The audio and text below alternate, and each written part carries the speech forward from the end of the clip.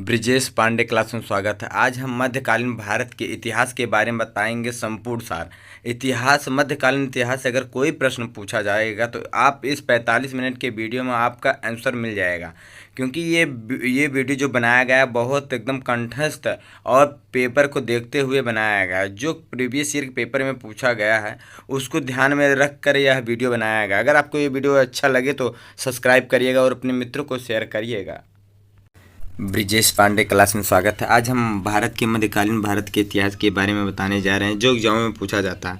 मध्यकालीन इतिहास भारत का मध्यकालीन इतिहास भारत का अरबों का आक्रमण। सबसे पहले भारत में अरबों का आक्रमण किस सन में हुआ था? मोहम्मद बिन कासिम ने 712 ईस्वी में सिंध पर सफल आक्रमण किया था। इसके पहले उदेला नामक दो भाइयों ने आक्रमण किया था, वे लेकिन असफल थे। जब मोहम्मद बिन कासिम 712 ईस्वी में सिंध पर आक्रमण किया, उस समय सिंध पर हिंदू राजा दाहिर का शासन था। इस युद्ध में दाहिर की पराजय हो गई और मोहम्मद बिन कासिम की विजय हुई। सिंध विजय के पश्चात मोहम्मद बिन कासिम ने सर्वप्रथम धार्मिक कर जजिया कर लगाया। जब मोहम्मद बिन कासिम क्या लगाए? जजिया कर लगाए, जो धार्मिक हिंदू पर लगा था। सबसे पहले कर लेने की प्रथा मोहम्मद बिन कासिम के द्वारा चलाया गया था, वो क्या नाम था? जजिया कर था। उसके बाद अरब आक्रमण के विषय में, जो अरब आक्रमण हुआ था उसके विषय में चचनामा तथा याहा अल बलदूरी कृत किताब फुतू अल बलदान से मिलती। जो किताब है, किताब फुतू अल बलदान और चचनामा पुस्तक से अरब आक्रमण के बारे में मिलता है जानकारी। अरबों ने के इस प्रथम आक्रमण का मुख्य उद्देश्य क्या था? अरबों के जो आक्रमण का मुख्य उद्देश्य धन संपदा लूटना और इस्लाम धर्म का प्रचार करना। मोहम्मद बिन कासिम के बाद मोहम्मद गजनवी आया। कौन आया? मोहम्मद गजनवी आया। 962 ईस्वी में अल्पतगीन नामक एक व्यक्ति ने गजनी में स्वतंत्र तुर्क राज्य की स्थापना की थी। 962 में तुर्क राज्य की स्थापना कब हुई थी? 962 ईस्वी में। कौन किया था? अल्पतगीन ने किया था। 977 ईस्वी में अल्पतगीन का दास और दामाद सुबुक्तगीन ने गद्दी पर अधिकार किया। अल्पतगीन के बाद उनका दामाद सुबुक्तगीन ने गद्दी पर बैठ गया। उसके बाद सुबुक्तगीन मृत्यु के पश्चात उनका पुत्र महमूद गजनवी के पिता का नाम क्या था? सुबुक्तगीन था। क्या था? सुबुक्तगीन था। 27 वर्ष की अवस्था में 998 ईस्वी में शासक बना। बगदाद के खलीफा ने महमूद गजनवी को यामिन उद दौला साम्राज्य की दक्षिण एवं अमीन उल मिल्लाह धर्म संरक्षक की उपाधि प्रदान की। महमूद गजनवी ने 1001 ईस्वी में हिंदू शाही राजा जयपाल के विरुद्ध आक्रमण किया, जिसमें जयपाल की पराजय हुई। 1001 में गांधार में पेशावर के पास जयपाल की पराजय हुई। जयपाल ने बाद में आत्महत्या कर ली। क्या हुआ? जयपाल जब मोहम्मद गजनवी से हार गए तो वो 1001 ईस्वी में अपने आप को आत्महत्या कर ली, अपने आप। महमूद गजनवी के भारत पर आक्रमण का मुख्य उद्देश्य क्या था? महमूद गजनवी का भारत पर मुख्य आदेश धन लूटना था। और पहली बात तो ये एग्जाम पूछा जाता है, महमूद गजनवी क्यों अपना भारत में अस्थायित्व तो नहीं बना पाया? यह एक मुख्य रीजन था कि जब मोहम्मद बिन कासिम आक्रमण किया था तो यहाँ के राजा को बहुत कई राजाओं को बलिदान कर दिया था। इसीलिए जब ये मोहम्मद गजनवी आए आक्रमण करें तो ये यहाँ के जो राजा थे भारत के एक हो जाते थे, जो उसको भागना पड़ता था। इसीलिए वो सक्सेस नहीं हो पाया, अपना स्थायित्व तो नहीं बना पाया भारत में। महमूद गजनवी के भारत पर आक्रमण का मुख्य उद्देश्य धन लूटना था। भारतीय इतिहास में महमूद गजनवी को लुटेरा एवं बुत सिकन या मूर्त भंजक कहा जाता है। जब महमूद गजनवी ने आक्रमण किया 1000 ईस्वी में पंजाब, सबसे पहले महमूद गजनवी पंजाब जयपाल से युद्ध हुआ। तो उसके बाद 1009 ईस्वी में नगरकोट के प्रसिद्ध ज्वालामुखी मंदिर के पर आक्रमण किया था। ये गुजरात में है, ये 7वां आक्रमण था। और 1025 ईस्वी में इसका सबसे चर्चित आक्रमण सोमनाथ मंदिर पर किया गया था, इसका 16वां आक्रमण था। महमूद गजनवी टोटल 17 आक्रमण किए थे। 1027 में जटों के खिलाफ किया था और 1030 ईस्वी में इसकी मृत्यु हो गई थी। सबसे पहले सुल्तान का पद ग्रहण करने वाला शासक महमूद गजनवी था। कौन था? सबसे पहले सुल्तान का पद ग्रहण करने वाला शासक महमूद गजनवी था। ये सोमनाथ के मंदिर पर आक्रमण कब किया था? 1025 ईस्वी में। कौन सा आक्रमण था? 16वां आक्रमण था। और उस समय शासक कौन था? भीम प्रथम थे। उस समय जब शासक थे भीम प्रथम थे। 1002 ईस्वी में सिस्तान खुलूब को बंदी बनाया। 1004 में भाटिया को कर न देने के बाद साम्राज्य से मिलाया। 1008 में जयपाल के बेटे आनंद पाल को हराया। जयपाल तो अपने आप फांसी लगा लिए थे, आत्महत्या कर लिए थे 1001 ईस्वी में हारने के बाद, तो उनके बेटों को भी 1008 में हराया। महमूद गजनवी के दरबार में अल बरनी, फिरदौसी, उतबी और बैहाकी जैसे विद्वान 4 विद्वान रहते थे। अल बरनी के अबू रेहान भी कहा जाता है। जो अल बरनी एक विद्वान थे उनको अबू रेहान भी कहा जाता था। इनके द्वारा पुस्तक भी लिखा गया था, किताब उल हिंद लिखा गया था। इसका जन्म 973 ईस्वी में ख्वारिज वर्तमान खिवा में हुआ था। अल बरनी महमूद गजनवी के आक्रमण के समय भारत आए थे। उनकी जो पुस्तक थी किताब उल हिंद तत्कालीन इतिहास जानने के महत्वपूर्ण स्रोत थे। उसके बाद महमूद गजनवी के बाद मोहम्मद गोरी 1100, इनका शासनकाल 1175 ईस्वी में 1206 ईस्वी में हुआ था। मोहम्मद गोरी गजनी के अधीर गोर प्रांत का शासक था। वह संस बनी वंश से संबंधित था। मोहम्मद गोरी का प्रथम आक्रमण 1175 ईस्वी में मुल्तान पर हुआ था। उस समय मुल्तान पर करमाथी जाति के मुसलमान शासक थे। 1178 ईस्वी में गोरी ने गुजरात पर आक्रमण किया, किंतु मूलराज द्वितीय ने अपनी योग्य एवं साहसी विधवा मां नायिका देवी के नेतृत्व में अबू पहाड़ के निकट गोरी को परास्त किया। 1178 में मूलराज द्वितीय ने मोहम्मद गोरी को हरा दिया था। मोहम्मद गोरी के सिक्के पर एक ओर कलमा तथा दूसरी ओर लक्ष्मी की आकृति अंकित रहती थी। ये बहुत इंपॉर्टेंट, इसे नोट कर लीजिए। मोहम्मद गोरी जो सिक्के बनाए थे, एक तरफ कलमा था, दूसरी तरफ लक्ष्मी आकृति अंकित रहती थी। तराइन का प्रथम युद्ध 1191 ईस्वी में मोहम्मद गोरी और पृथ्वीराज चौहान के बीच लड़ा गया था, जिसमें पृथ्वीराज चौहान की विजय हुई थी। फिर उसके बाद तराइन का द्वितीय युद्ध हुआ था, मिसप्रिंटिंग हो गई। तराइन का द्वितीय युद्ध 1192 ईस्वी में मोहम्मद गोरी और पृथ्वीराज चौहान के बीच लड़ाया गया, जिसमें मोहम्मद गोरी की विजय हुई थी।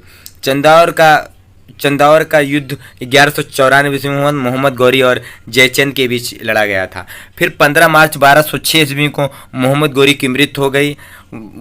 तब से स्टार्टिंग सल्तनत काल, उसके बाद सल्तनत काल का स्टार्ट हो गया। दिल्ली सल्तनत काल का प्रारंभ 1206 ईस्वी से 1526 ईस्वी में हुआ था। ये मोहम्मद गोरी के बाद हुआ था। ये अगली वीडियो में आपको बताएंगे। अगर ये वीडियो आपको अच्छा लगे तो लाइक एंड सब्सक्राइब करिएगा। Thank you. आज हम बताने जा रहे हैं मध्यकालीन भारत के इतिहास, और उसमें हम अगले वीडियो में मैं सल्तनत काल के बारे में कुछ बताया था पॉइंट, अरब आक्रमण कब हुआ था, अरब का आगमन कब हुआ था। अब अगला वीडियो में हम बताने जा रहे हैं गुलाम वंश। पहले सल्तनत काल के बारे में बताते हैं। सल्तनत काल पे कितने वंश ने शासन किया था? 5 वंश ने शासन किया था। गुलाम वंश, खिलजी वंश, तुगलक वंश, सैयद वंश, लोदी वंश। गुलाम वंश 1206 से 1290 ईस्वी तक, खिलजी वंश 1290 से 1320 ईस्वी तक, तुगलक वंश 1320 से 1414 ईस्वी तक। लेकिन कहीं कहीं 1320 से लेकर 1398 ईस्वी है, क्योंकि बीच में 1398 के बाद बीचों में कुछ शासन अलग आ गए। फिर 1414 में फिर आ गए तुगलक वंश, इसीलिए 1320 से टोटल 1414 तक माना जाता है। फिर उसके बाद सैयद वंश 1414 से 1451, फिर लोदी वंश 1451 से 1526 वंश। हम देखते हैं पहला गुलाम वंश। गुलाम वंश की स्थापना किसने की थी? गुलाम वंश की स्थापना 1206 ईस्वी में किए थे। कौन किया था? कुतुबुद्दीन ऐबक। 1206 ईस्वी में मोहम्मद गोरी की जब मृत्यु हो गई, उसके बाद कुतुबुद्दीन ऐबक ने गुलाम वंश की स्थापना की। गुलाम वंश को और किस नाम से जाना जाता है? ममलूक वंश और इलवेरी वंश। क्या क्या? गुलाम वंश को ममलूक वंश भी कहा जाता है और इलवेरी वंश भी कहा जाता है। और गुलाम वंश में कितने शासक थे? गुलाम वंश के 10 शासक हुए। पहले कुतुबुद्दीन ऐबक जिस स्थापना गुलाम वंश के किए थे, इनका शासनकाल 1206 से 1210 ईस्वी में। आराम शाह 1210 ईस्वी में। इल्तुतमिश 1210 से 1236 ईस्वी में। फिर रुकनुद्दीन फिरोज शाह 1236 से। फिर उसके बाद रजिया सुल्तान 1236 से 1240 ईस्वी में। फिर मुइजुद्दीन बहराम शाह 1240 से 1242 ईस्वी में। फिर अलाउद्दीन मसूद शाह 1242 से 1246 ईस्वी। फिर नसरुद्दीन महमूद 1246 से 1265। फिर गयासुद्दीन बलबन 1265-1287 ईस्वी। फिर शमसुद्दीन क्यूमर्स 1287 से 1290 ईस्वी तक। गुलाम वंश कब से कब तक चला? 1206 से 1290। अब हम कुतुबुद्दीन ऐबक के बारे में बताएंगे जो एग्जाम में पूछा जाता है। कुतुबुद्दीन ऐबक की राजधानी क्या थी? कुतुबुद्दीन अपनी राजधानी लाहौर बनाई थी। कुतुबुद्दीन ऐबक को भारत में तुर्की राज्य का संस्थापक माना जाता है। कुतुबुद्दीन ऐबक को हुई तुर्की राज्य का संस्थापक माना जाता है। सिंहासन पर बैठने पर उसने सुल्तान की उपाधि धारण नहीं की। सुल्तान का पद धारण करने वाले शासक का नाम बताइए। सबसे पहले सुल्तान का पद कौन धारण किया? महमूद गजनवी ने धारण किया था। कुतुबुद्दीन ऐबक को लाख बख्श के कहा जाता है। क्यों? कुतुबुद्दीन ऐबक को लाख बख्श इसलिए कहा जाता है, लाखों में दान देता था, इसलिए कुतुबुद्दीन ऐबक को नाम लाख बख्श रखा था। कौन रखा था? कुरान खां।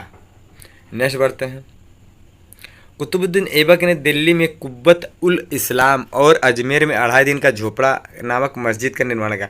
कुतुबुद्दीन ऐबक ने 2 मस्जिद का निर्माण कराया था, एक कुब्बत उल इस्लाम और दूसरा अजमेर में 2.5 दिन का झोपड़ा। जो 2.5 दिन का झोपड़ा बहुत प्रसिद्ध है, वो कहाँ है? अजमेर में। कुतुबुद्दीन ऐबक ने कुतुब मीनार की नींव रखी थी। कुतुबुद्दीन ही ने कुतुब मीनार की नींव रखी, जिसे इल्तुतमिश ने पूरा किया और उसकी मरम्मत फिरोज शाह तुगलक ने करवाया था। और यह जो कुतुब मीनार है 5 मंजिला है, 234 फीट इसकी लंबाई है। कुतुबुद्दीन ऐबक की मृत्यु कब हुई थी?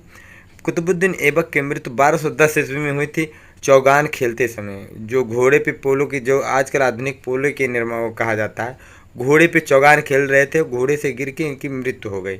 और इनको कहाँ दफनाया गया था? इनको लाहौर में दफनाया गया था। और कुतुबुद्दीन अपनी राजधानी क्या बनाया था? लाहौर में ही बनाया था। कुतुबुद्दीन ऐबक का उत्तराधिकारी आराम शाह हुआ, जिसने केवल 8 महीने शासन किया। कितने महीने? 8 महीने शासन किया। उसके बाद इल्तुतमिश ने इसकी हत्या करके गद्दी पे खुद बैठ गया। इल्तुतमिश 1211 ईस्वी से 1236 ईस्वी। इल्तुतमिश ने 1211 ईस्वी में आराम शाह की हत्या कर सल्तनत की गद्दी पर प्राप्त कर लिया। कुतुबुद्दीन का गुलाम और दामाद इल्तुतमिश इलबारी तुर्क था। जो इल्तुतमिश था वो इलबारी तुर्क था। ये कुतुबुद्दीन ऐबक का गुलाम था और दामाद भी था। क्या था? गुलाम भी था, दामाद था। कुतुबुद्दीन ऐबक की मृत्यु के समय इल्तुतमिश बदायूं का सूबेदार था। जब कुतुबुद्दीन ऐबक की मृत्यु हुई थी उस समय इल्तुतमिश बदायूं का सूबेदार था। इल्तुतमिश को दिल्ली सल्तनत का वास्तविक संस्थापक माना जाता है। जो वास्तविक संस्थापक माना जाता है इल्तुतमिश को ही माना जाता है। इल्तुतमिश ने ही दिल्ली को सल्तनत की राजधानी के रूप में स्थापित किया।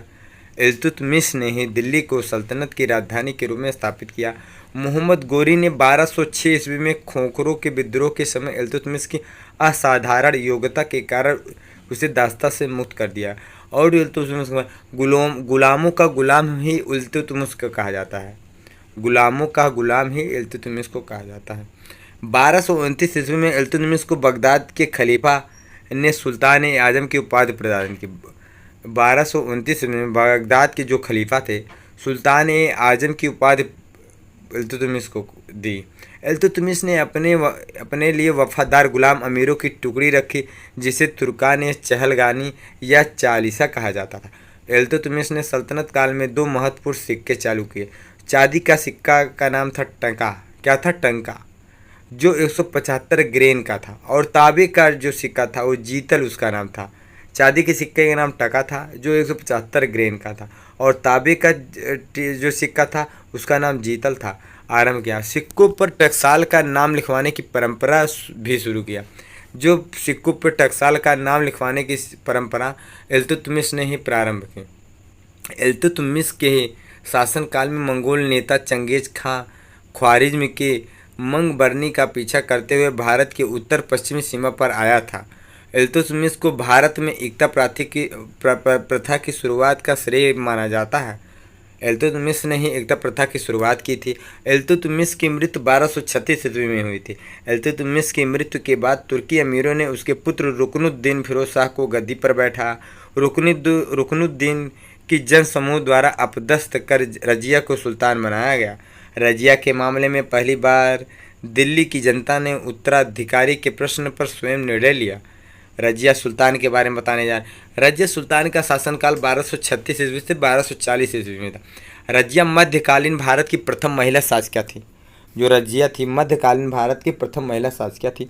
रजिया पर्दा प्रथा त्याग कर पुरुषों के समान वस्त्र, पर्दा प्रथा था उसको त्याग कर वो पुरुषों की तरह कोबा कोट पहनना और कुलाह पहनना, टोपी पहनना, शासन कार्य स्वयं संभालती थी।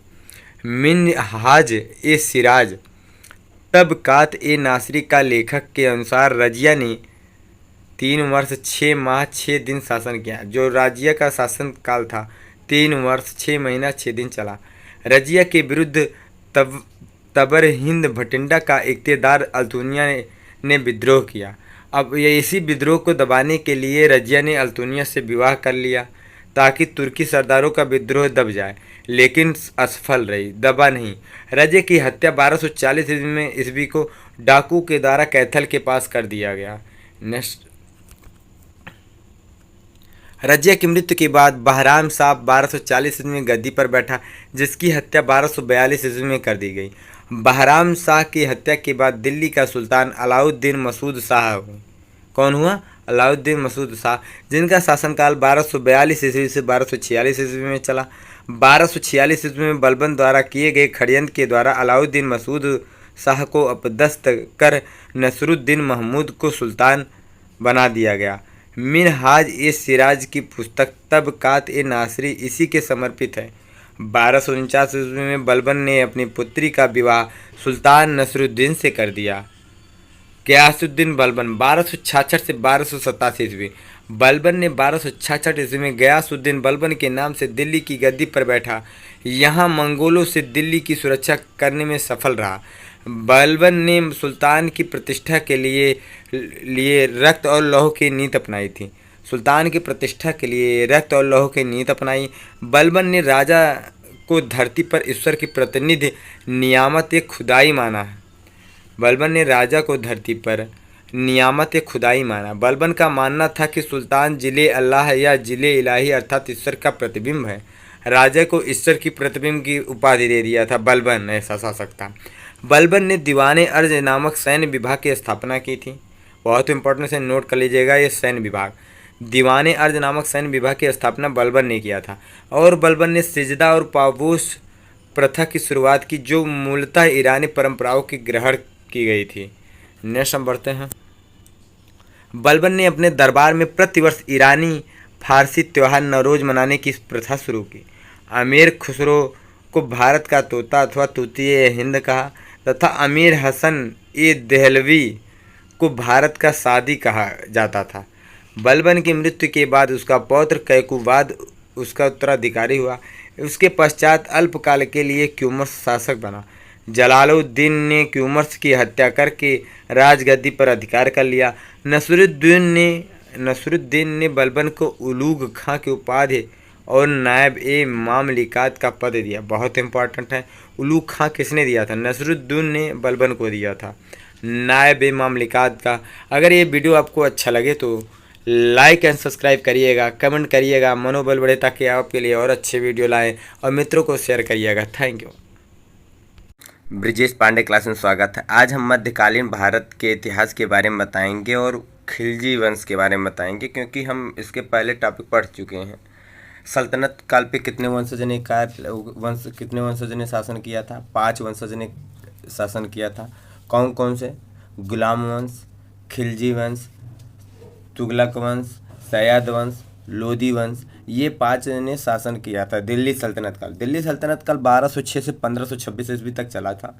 और उसके बाद हम पहला देखें गुलाम वंश। आज हम खिलजी वंश पढ़ेंगे, खिलजी वंश के बारे में, कल तुगलक वंश के बारे में, परसों सैयद वंश, उसके बाद लोदी वंश के बारे में। ऐसे एक एक क्रम में एक एक पार्ट वाइज आपको हम वीडियो करेंगे ताकि वीडियो आपका लंबा ना हो सके।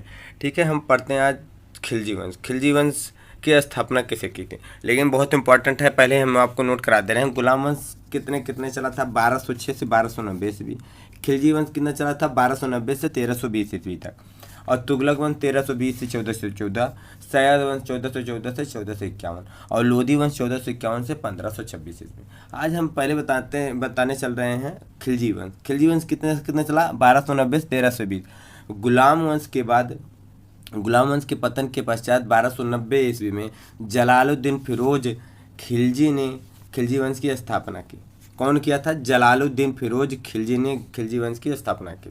जलालुद्दीन खिलजी के काल में दिल्ली के संत सीदी मौला को हाथी के पैरों के नीचे कुचलवा दिया गया था। जलालुद्दीन खिलजी की हत्या करके भतीजे और दामाद अलाउद्दीन खिलजी द्वारा 1296 ईस्वी में धोखे से कड़ा मानिकपुर में कर दी गई।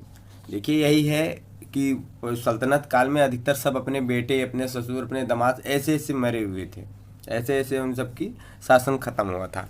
जैसे जो खिलजी वंश, जो अलाउद्दीन खिलजी था वो जलालुद्दीन खिलजी का दामाद, भतीजा और दामाद था, भतीजा ही दामाद बन गया था। तो हम खिलजी वंश के बारे में बताएंगे कितने लोगों ने शासन किया था।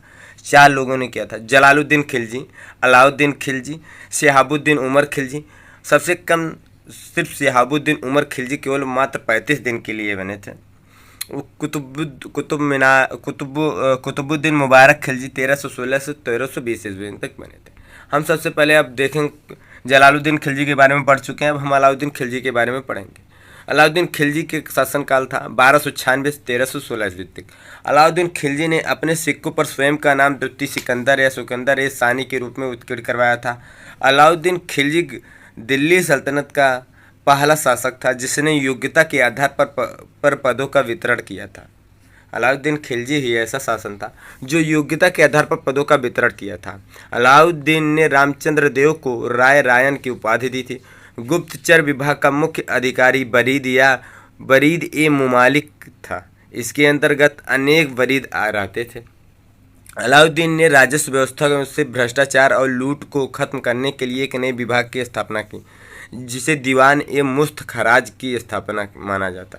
अलाउद्दीन ने सिरी का किला, 1000 खंबा महल, हौज ए खास, जमात खाना, मस्जिद और अलाई दरवाज़ा का निर्माण करवाया। अलाउद्दीन ने केंद्र पर एक बड़ी और अस्थायी सेना रखी जिसे नगद वेतन भी देता था। अलाउद्दीन खिलजी ने उपज का 50% भूमि कर के रूप में लिया करता था। अलाउद्दीन ने लूट के धन में सुल्तान का हिस्सा 1/5 से बढ़ाकर 4/5 कर दिया। अमीर खुसरो अलाउद्दीन खिलजी का दरबारी कब था। अलाउद्दीन ने सैनिकों की हुलिया लिखने एवं घोड़ों की दागने की प्रथा आरंभ की। अलाउद्दीन पहला सुल्तान था जिसने भूमि की पैमाइश कराकर लगान वसूल करना आरंभ किया। अलाउद्दीन खिलजी ने बाजार नियंत्रण प्रणाली अपनाई जिसे दीवान ए रियासत कहा जाता था। यह विभाग व्यापारियों पर नियंत्रण रखता तथा बाजार नियंत्रण की पूरी व्यवस्था इसी में निहित थी। दक्षिण भारत पर आक्रमण करने वाला पहला मुसलमान शासक मलिक काफूर था जो अलाउद्दीन खिलजी का सेनापति था। अलाउद्दीन खिलजी का पुत्र मुबारक खिलजी जो 1316 ईस्वी में गद्दी पर बैठा, मात्र सिंहासन पर बैठा सिर्फ मात्र 35 दिन के लिए। और अलाउद्दीन खिलजी की बहुत इंपॉर्टेंट बात है, अलाउद्दीन खिलजी के सभी ने आधिपत्य स्वीकार कर लिया परंतु पांडे शासक ने मना कर दिया। अलाउद्दीन खिलजी द्वारा जो भू राजस्व को बढ़ाकर 1/2 कर दिया गया था। अलाउद्दीन खिलजी ने मूल नियंत्रण प्रणाली अपनाई थी। वह कम तोड़ने वाले के शरीर से उतना मांस कटवा देती थी। अलाउद्दीन खिलजी के द्वारा मूल नियंत्रण प्रणाली अपनाई गई थी। कोई भी दुकानदार अगर जितना कम सामान तोल रहा उसके शरीर से उतना मांस निकलवा देता था। इसी से डर के कारण वहाँ पर बाजार नियंत्रण पर वही कोई बाजार पे सबसे ज़्यादा ध्यान बाजार पे दिया था अलाउद्दीन खिलजी ने। फिर उसके बाद हम देखते हैं कुतुबुद्दीन मुबारक शाह खिलजी ने स्वयं को खलीफा घोषित किया। अल उल इमाम खिलाफत उल्लाह आदि उपाधि धारण की। उसके बाद कुतुबुद्दीन मुबारक शाह खिलजी के बाद नसरुद्दीन खुसरो शासक बना। कुतुबुद्दीन मुबारक जो थे मात्र 35 दिन, उसके बाद तुरंत नसरुद्दीन खुसरो शाह शासक बना। ये वीडियो अगर आपको अच्छा लगे तो लाइक एंड सब्सक्राइब करिएगा, मित्रों को शेयर करिएगा और कमेंट करिएगा ताकि मनोबल बढ़े आपके लिए और अच्छे वीडियो लाएं। Thank you. Brijesh Pandey class में स्वागत है। आज हम मध्यकालीन भारत के इतिहास के तुगलक वंश के बारे में बताएंगे जो एग्जाम में पूछा जाता है। हम आपको सल्तनत काल के 5 वंशज के बताएंगे: गुलाम वंश, खिलजी वंश, तुगलक वंश, सैयद वंश, लोदी वंश। आपको गुलाम वंश और खिलजी वंश बता दिए हैं। आज हम तुगलक वंश के बारे में जिक्र करेंगे और तुगलक वंश के बारे में जो क्वेश्चन पूछा जाएगा उसका जिक्र करेंगे। पहला हम देखते हैं तुगलक वंश। तुगलक वंश का शासन कब से कब चला? 1320 से 1414 ईस्वी तक चला था और किसी किसी एग्जाम में 1412 लिखा है, इसीलिए मैं 1320 से 1414 लिखिएगा। देखिए इसलिए लिख दिया हूँ, 1414 में लास्ट हुआ। ठीक है। पहले गयासुद्दीन तुगलक 1320 ईस्वी में गाजी बेग तथा गाजी मलिक की उपाधि से गद्दी पर बैठा। गयासुद्दीन तुगलक वंश के संस्थापक गयासुद्दीन तुगलक 1320 ईस्वी में स्थापना किया था और किस नाम से बैठा? गाजी बेग तथा गाजी मलिक की उपाधि से गद्दी पे बैठा था। तुगलक वंश का प्रथम शासक गयासुद्दीन तुगलक था। औलिया ने कहा था कि हनूज दिल्ली दूरस्थ, हुजूर दिल्ली अभी दूर है। ये किससे कहा था? औलिया ने सुल्तान गयासुद्दीन से कहा था। इसी के कारण सुल्तान गयासुद्दीन और निजामुद्दीन औलिया के बीच संबंध कटुतापूर्ण हो गए थे। इसने सिंचाई के लिए नहरों तथा कुओं का निर्माण गयासुद्दीन तुगलक के शासनकाल में हुआ था। ये एग्जामों में पूछा जाता है, नहरों का निर्माण और कुओं का निर्माण कहाँ, मतलब कौन से किसके शासनकाल में हुआ था? गयासुद्दीन तुगलक के शासनकाल में। गयासुद्दीन तुगलक कृषकों के लगान के ऊपर 1/5 भाग लेना शुरू कर दिया था। गयासुद्दीन तुगलक अपने शासनकाल में मंगोल आक्रमण को रोकने के लिए सफल था। सबसे ज़्यादा मंगोल आक्रमण किसके शासनकाल में हुआ था? सबसे ज़्यादा मंगोल आक्रमण गयासुद्दीन तुगलक के शासनकाल में हुआ था। 29 बार हुआ था। कितनी बार हुआ था? 29 बार गयासुद्दीन तुगलक के शासनकाल में मंगोल आक्रमण हुआ था। उसके बाद अलाउद्दीन खिलजी के हुआ था। खिलजी वंश में अलाउद्दीन खिलजी के ऊपर हुआ था मंगोल आक्रमण। दूसरे स्थान पे गयासुद्दीन तुगलक ने दिल्ली के समीप एक तुगलकाबाद नामक नगर की स्थापना किया था तथा इसी नगर में रोमन शैली में एक दुर्ग का निर्माण करवाया था जिसे 56 कोट के नाम से जाना जाता था। ये एग्जाम में पूछा जाता है, तुगलकाबाद नामक नगर की स्थापना किसने किया था? तुगलकाबाद नामक नगर की स्थापना गयासुद्दीन तुगलक ने किया था। यह कहाँ है? दिल्ली के पास में। और जो दुर्ग का निर्माण हुआ था उसको 56 कोट के नाम से जाना जाता था। 1325 ईस्वी में बंगाल अभियान के लौटने पर एक समारोह में भवन के नीचे दबकर मृत्यु हो गई। किसके? 1325 ईस्वी में बंगाल अभियान के लौटने पर एक समारोह में भवन के नीचे दबकर मृत्यु हो गई। ठीक। मोरक्को यात्री इब्न बतूता सुल्तान मोहम्मद बिन तुगलक के शासनकाल में 1333 ईस्वी में दिल्ली आया था। किसके शासनकाल में आया था? 1333 मोहम्मद बिन तुगलक के शासनकाल में। अब हम देखते हैं मोहम्मद बिन तुगलक। गयासुद्दीन तुगलक के बाद कौन बैठा गद्दी पर? मोहम्मद बिन तुगलक 1325 में। और गयासुद्दीन तुगलक 1320 से 1325 ईस्वी में। मोहम्मद बिन तुगलक 1325 से 1351 ईस्वी तक। गयासुद्दीन की मृत्यु के बाद मोहम्मद बिन तुगलक 1325 ईस्वी में सुल्तान बना। मोहम्मद बिन तुगलक ने चांदी के सिक्कों के स्थान पर तांबे का सिक्का प्रतीक मुद्रा के रूप में प्रचलित किया। मोहम्मद बिन तुगलक ने ही सांकेतिक मुद्रा का प्रचलन किया। दीवान ए अमीर कोही नामक विभाग जो कृषि से संबंधित था मोहम्मद बिन तुगलक द्वारा स्थापित किया गया था। और कृषि के बारे में, डेवलपमेंट के बारे में किसको जाना जाता? मोहम्मद बिन तुगलक, जो कृषि पे ज़्यादा ध्यान दिया था। मोहम्मद बिन तुगलक को कृषि में सुधार करने के लिए भी जाना जाता है। मोहम्मद बिन तुगलक बहुत बड़ा दार्शनिक, गणितज्ञ, ज्योतिष और ज्ञान पिपासा था। मोहम्मद बिन तुगलक वंश के ही नहीं पूरे सल्तनत काल में सबसे ज्ञानवान शासक था। सबसे ज़्यादा पढ़ा लिखा शासक मोहम्मद बिन तुगलक था और इसे पागल भी कहा जाता था। इस राजा को पागल भी सब कहते थे क्योंकि पढ़ा लिखा ज़्यादा था, अपनी मन मर्जी करता था। मोहम्मद बिन तुगलक ने अपनी राजधानी दिल्ली से देवगिरी या दौलताबाद बनाया। मोहम्मद बिन तुगलक जो राजधानी दिल्ली से उसको स्थानांतरित दौलताबाद कर दिया। 1329 ईस्वी में मोहम्मद बिन तुगलक के द्वारा सांकेतिक मुद्रा की स्थापना की गई। कब की गई थी? 1329 ईस्वी में सांकेतिक मुद्रा की स्थापना की थी। और मोरक्को यात्री इब्न बतूता सुल्तान मोहम्मद बिन तुगलक के शासनकाल में 1333 ईस्वी में है। जो है सांकेतिक मुद्रा 1329 ईस्वी में। और मोरक्को आया कब? 1333 ईस्वी में। मोरक्को से यात्री इब्न बतूता 1333 ईस्वी में दिल्ली आया। इब्न बतूता ने अपनी यात्रा वृत्तांत अरबी भाषा में किताब उल रहला नामक ग्रंथ में लिखा।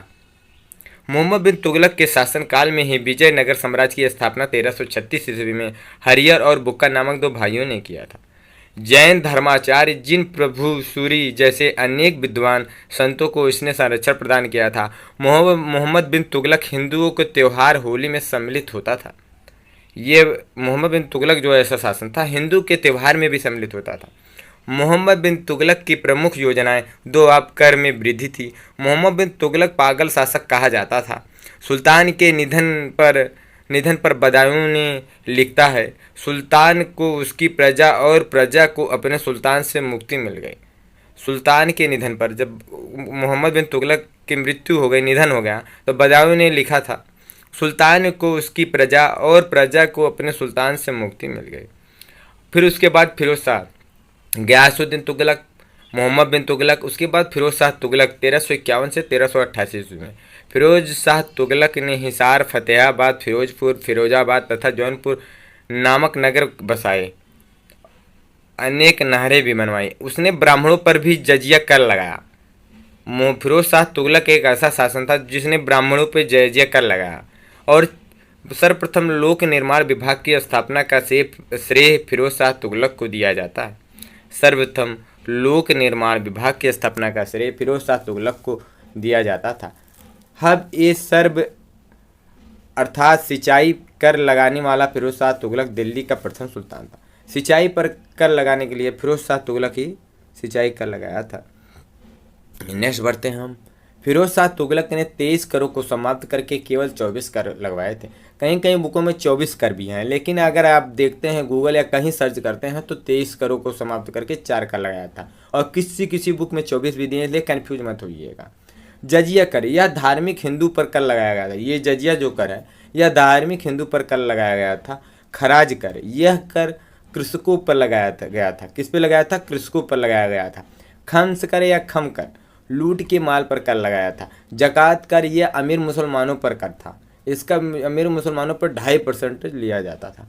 फिर से हम आपको रिपीट कर दें, इसका स्क्रीनशॉट लीजिएगा। जजिया कर या धार्मिक हिंदू पर, खराज कर कृषकों पर लगाया जाता, खम्स कर लूट के माल पर, जकात कर अमीर मुसलमानों पर लगाया जाता था। इसने दासों की देखभाल के लिए पृथक विभाग दीवान बंदगान का गठन किया था और सबसे ज़्यादा दास फिरोज शाह तुगलक के शासनकाल में थे। 1,80,000 दास रहते थे सल्तनत काल में। फिरोज शाह तुगलक द्वारा स्थापित दार उल सफ़ा एक खैराती अस्पताल था। फिरोज तुगलक ने अपनी आत्मकथा फिरोज शाही की रचना की। इसने जियाउद्दीन बर्नी एवं शम्स सिराज अफीफ को संरक्षण प्रदान किया था। इसने अद्धा एवं विख नामक सिक्के जारी किए जो तांबे व कांस्य से निर्मित हैं। ये 2 मुद्रे किए। अद्धा और बिख नामक 2 सिक्के जारी किए थे, तांबे और कांस्य से निर्मित थे। फिरोज शाह तुगलक ने ज्वालामुखी मंदिर को नष्ट करके उसको पुस्तकालय से 1300 ग्रंथों में से कुछ को फारसी में विद्वान अजीजुद्दीन खालिद द्वारा दलायते फिरोज शाहीन नाम से अनुवाद करवाया। नसीरुद्दीन महमूद के शासनकाल में तैमूर ने भारत पर आक्रमण 1398 ईस्वी में किया था। नसीरुद्दीन महमूद 1394 से इनका 1414 ईस्वी तक शासन था। तुगलक वंश का अंतिम शासक नसीरुद्दीन महमूद था। तुगलक वंश का सबसे अंतिम शासक कौन था? नसीरुद्दीन महमूद था, जिसका शासनकाल 1414 ईस्वी तक था। अगर ये वीडियो आपको अच्छा लगे तो लाइक एंड सब्सक्राइब करिएगा, मित्रों को शेयर करिएगा। Thank you. पांडे क्लास में स्वागत है। आज हम मध्यकालीन भारत के इतिहास के बारे में बताएंगे। सैयद वंश। सैयद वंश के बारे में आपको बताने जा रहे हैं जो एग्जाम में पूछे जाने वाले प्रश्न हैं, क्योंकि अभी हम आपको पढ़ा चुके हैं गुलाम वंश, खिलजी वंश, तुगलक वंश। आज हम सैयद वंश के बारे में बताएंगे जो 1414 से 1451 ईस्वी तक चला। ये सल्तनत काल 1206 से 1526 ईस्वी में चला था और सैयद वंश 1414 से 1451 सबसे कम कार्यकाल तक सैयद वंश चला था। टोटल 37 वर्ष चला था बस। नेक्स्ट हम बढ़ते हैं सैयद वंश। सैयद वंश की स्थापना किसने किया था? सैयद वंश के संस्थापक खिज्र खां को जाना जाता है। किसको जाना जाता है? खिज्र खां को। खिज्र खां सैयद वंश में कितने लोग शासन किए थे? 4 लोग। खिज्र खां 1414 से 1451 ईस्वी तक। उसके बाद मुबारक शाह 1421 से 1434 ईस्वी। फिर मोहम्मद शाह 1434 से 1445 ईस्वी थे। फिर उसके बाद अलाउद्दीन शाह 1445 से 1451 ईस्वी तक किए थे। हम देखते हैं सैयद वंश की शुरुआत खिज्र खां के द्वारा 1414 ईस्वी में किए थे, जो तैमूर के आक्रमण और तुगलक वंश के पतन के बाद हुआ था। दिल्ली में अराजकता फैली हुई थी, व्यापक अराजकता थी और 2 आप क्षेत्र में हिंदू शासक कर देने से इनकार कर रहे थे। खिज्र खां ने विद्रोह को दबाकर और अपने क्षेत्र का विस्तार करके गुजरात, बयाना और ग्वालियर पर कब्जा करके व्यवस्था बहाल की। उनके शासन में सरहिंद से वार्षिक कर प्राप्त करने जैसी सफलताएं मिली, लेकिन 1421 ईस्वी में इसकी मृत्यु हो गई। 1421 ईस्वी में खिज्र खां की मृत्यु हो गई। तब उनके बेटे मुबारक खां ने उनके बाद राजवंश का नेतृत्व रखा। मुबारक शाह 1421 ईस्वी में 1434 ईस्वी। सैयद वंश 1421 से 1434। ये जो है मुबारक शाह 1421 से 1434 ईस्वी तक। दूसरे शासक मुबारक शाह पिता खिज्र खां के बाद गद्दी पर बैठे। उनके शासनकाल में उनके राज्य में अशांति को शांत करने के लिए सैन्य अभियान चलाए गए। उन्होंने पंजाब में खोखरों को सफलतापूर्वक अपने अधीन कर लिया, खासकर भटिंडा और दोआब क्षेत्र में। मुइजुद्दीन मुबारक शाह ने के नाम से मशहूर उन्होंने अपने सम्मान में सिक्के ढाले और यमुना नदी के तट पर मुबारकाबाद का निर्माण किया। इनके एग्जाम में पूछा गया है मुबारकाबाद का निर्माण किसने किया था। ये यमुना नदी के किनारे है, मुबारकाबाद नाम के स्थान पे एक रखे थे। इसका संस्थापक कौन थे? मुबारक शाह थे। इनकी उपलब्धियां जो के बावजूद 1434 ईस्वी में इनकी हत्या कर दी गई, जिससे इनके उत्तराधिकारी के रूप में कोई पुत्र इनका था नहीं। उसके बाद इनके भतीजे मोहम्मद शाह ने सैयद वंश का नेतृत्व किया। मोहम्मद शाह इनके भतीजा थे। मोहम्मद शाह का शासनकाल 1434 से 1445 ईस्वी तक चला। 1434 ईस्वी में अपने चाचा मुबारक शाह के उत्तराधिकारी के रूप में मोहम्मद शाह को प्रत्यक्ष उत्तराधिकारियों की अनुपस्थिति के कारण वजीर सरवल उल मुल्क द्वारा रची गई राजनीतिक साजिश का सामना करना पड़ा। हत्या के असफल प्रयास के बावजूद मोहम्मद शाह के शासन को भारी खतरों का सामना करना पड़ा, विशेष रूप से मालवा के महमूद शाह से सरहिंद के कमांडर बहलूल लोदी से सहायता मांगते हुए मोहम्मद शाह महमूद शाह के साथ समझौता करने में कामयाब रहे। 1445 में इनकी मृत्यु के से पहले मोहम्मद शाह ने अपने बेटे अलाउद्दीन आलम शाह को अपना उत्तराधिकारी नामित किया, जिसके बदले गठबंधनों ने चुनौतियों के बीच उनके अशांत शासन का अंत हुआ। फिर अलाउद्दीन शाह बने 1445-1451। अलाउद्दीन शाह आलम 1445 से 1451 ईस्वी तक इनका शासन था। सैयद वंश के अंतिम शासक थे जिन्होंने गद्दी संभालने के बाद आलम शाह की उपाधि धारण की। आलम शाह की उपाधि से अलाउद्दीन शाह बने। उनके शासन के दौरान लाहौर और सरहिंद के गवर्नर बहलूल लोदी के ने नियंत्रण स्थापित करने के लिए दिल्ली में कमजोर केंद्रीय सत्ता का फायदा उठाया। 1451 ईस्वी में बहलूल लोदी ने आलम शाह को सत्ता से बेदखल कर दिया, जिससे दिल्ली में सैयद वंश के शासन का अंत हो गया। आलम शाह 1478 ईस्वी में अपनी मृत्यु तक बदवान में ही रहे, जिससे मध्यकालीन भारत में राजनीतिक अस्थिरता और सत्ता की गतिशीलता में बदलाव के दौरे का अंत हुआ।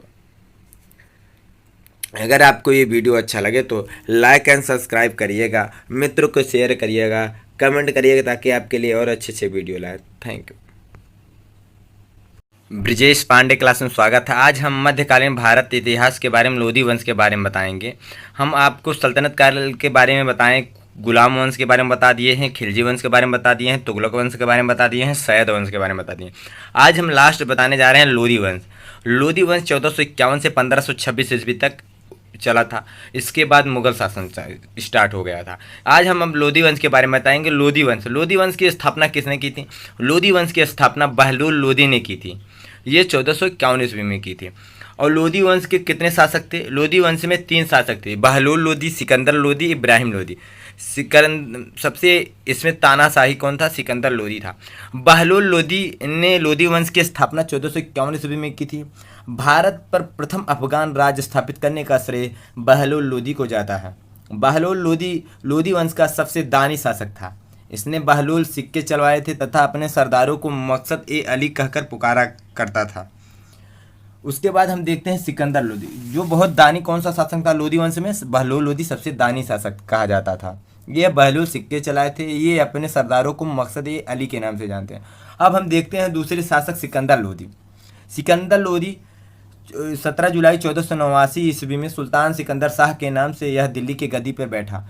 सिकंदर लोदी को निजाम खां भी कहते हैं। सिकंदर लोदी का नाम निजाम खां भी जाते हैं। कभी कभी एग्जामों में पूछ लेता है सिकंदर लोदी का स्थान पर निजाम खां देता है ताकि कन्फ्यूजन न हो। सिकंदर को निजाम खां के नाम से भी जाना जाता है। सिकंदर लोधी वंश के सबसे प्रतापी शासक थे।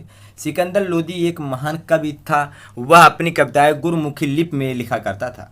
सिकंदर लोदी एक महान कवि थे जो गुरुमुखी लिपि में लिखा करते थे। गुरुमुखी लिपि के जन्मदाता गुरु अंगद थे। कौन थे? गुरु अंगद थे, जो सिख धर्म के थे। सिकंदर लोदी के ही शासनकाल में भारत में सिख धर्म की स्थापना गुरु नानक के द्वारा किया गया था। सिकंदर लोदी के ही शासनकाल में भारत में सिख धर्म की स्थापना गुरु नानक के द्वारा किया गया था। और 1498 ईस्वी में सिकंदर लोदी के शासनकाल में ही पुर्तगाली यात्री वास्को डिगामा आया था।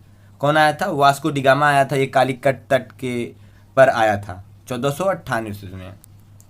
इसने नाप के लिए एक पैमाना बनाया। जो सिकंदर लोदी ने नाप के लिए एक पैमाना बनाया था, पैमाना गजे सिकंदरी। उसे क्या कहा जाता है? गजे सिकंदरी। मापने के लिए गजे सिकंदरी करा था, नाप के लिए पैमाना। सिकंदर लोदी के आदेश में से एक आयुर्वेदिक ग्रंथ का फारसी में अनुवाद किया गया, जिसका नाम फरहंगे सिकंदरी रखा गया था। सिकंदर लोदी के समय गायन विद्या का एक श्रेष्ठ ग्रंथ लज्जत ए सिकंदर शाही की रचना हुई थी।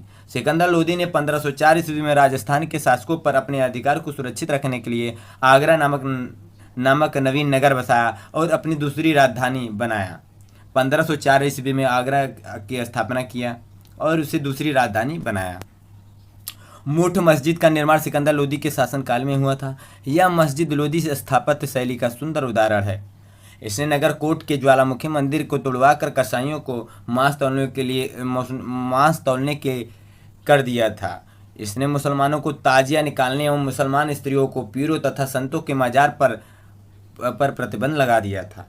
गले की बीमारी के कारण सिकंदर लोदी की मृत्यु 21 नवंबर 1517 ईस्वी में हो गई थी। अगला हम देखते हैं इब्राहिम लोदी। ये लोदी वंश के अंतिम शासक थे इब्राहिम लोदी। इब्राहिम लोदी 1517 ईस्वी में 21 नवंबर 1517 ईस्वी में इब्राहिम लोदी गद्दी पर बैठा और 21 अप्रैल 1526 में पानीपत के प्रथम युद्ध बाबर एवं इब्राहिम लोदी के बीच हुआ, जिसमें बाबर की विजय हुई और इब्राहिम लोदी की हार हुई। सल्तनत काल का एकमात्र ऐसा शासक था इब्राहिम लोदी जो वीरगति को प्राप्त हुआ, और इसके पहले जितने शासक थे सब अपने पिता को मार के या उनकी मृत्यु के बाद पाए थे। ये जो हैं ये युद्ध में लड़के इनकी मृत्यु हुई थी, इसीलिए इनको क्या कहा जाता है? वीरगति की प्राप्त हुई। सल्तनत काल का एकमात्र शासक इब्राहिम लोदी जो वीरगति को प्राप्त हुआ। पानीपत के प्रथम युद्ध में बाबर की सहायता पंजाब के शासक दौलत खान लोदी एवं उसके चाचा आलम खान ने किया था। बाबर की हेल्प कौन किया था? दौलत खान लोदी और आलम खान ने किया था। अगर ये वीडियो आपको अच्छा लगे लाइक एंड सब्सक्राइब करिएगा और कमेंट करिएगा। Thank you. आंडे क्लास में स्वागत है। आज हम दिल्ली सल्तनत के प्रमुख प्रशासनिक विभाग एवं उनके संस्थापक के बारे में बताएंगे जो एग्जाम में पूछा जाता है। आज हम सल्तनत काल के 1206 से 1526 ईस्वी शासनकाल जो था, 5 वंशज ने शासन किया था। गुलाम वंश 1206 से 1290, खिलजी वंश 1290 1320, तुगलक वंश 1320 से 1414 और सैयद वंश 1414 से 1451 ईस्वी में था, और लोदी वंश 1451 से 1526 ईस्वी में।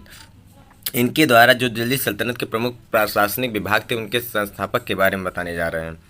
दीवान अर्ज ये सैन्य विभाग था, ये बलबन ने स्टार्ट किया था। दीवान अर्ज सैन्य विभाग था, ये किसने किया था? बलबन ने स्टार्ट किया था। दीवान रियासत ये बाजार नियंत्रण से प्रणाली से है। ये अलाउद्दीन खिलजी, अगर बाजार से कोई संबंधित होता है तो अलाउद्दीन उससे संबंधित रहेंगे, ये जान लीजिए। दीवान वकूफ़ ये व्यय विभाग के थे, जलालुद्दीन खिलजी ने किया था। दीवान मुस्तखराज ये वित्त विभाग था, ये अलाउद्दीन खिलजी ने किया था।